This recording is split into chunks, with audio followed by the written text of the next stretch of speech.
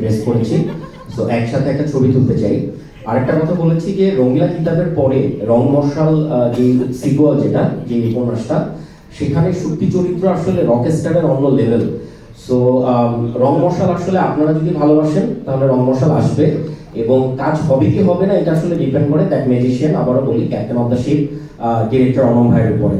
আমি আসার পথে বলছিলাম যে আমি এই ট্রেলার দেখি নাই, আমাকে বারবার বলেছিল, রুসলান ছিল যারা মিউজিকের কাজ করেছেন, মিউজিকের রুসলান ছিল, সো আমাকে বলছিল যে আপনি একদিন আসেন, এসে ফুটেজ দেখেন। আমি বলছি যে আমি একদম সামনে বসে আমি জাস্ট মুগ্ধ হওয়ার জন্য আসবো। অ্যান্ড আমি আপনাদের কথা জানি না, আমি আসলে অনম ভাইয়ের কাজে অনেক মুগ্ধ, এবং যে স্বপ্ন বা যে পৃথিবীটা আমি আঁকছিলাম সেটা অনম ভাই আরো বেশি রাঙিয়ে দিয়েছে। So thanks goes to Anam ভাই। আমার প্রশ্নটা পরিবর্তন করছে।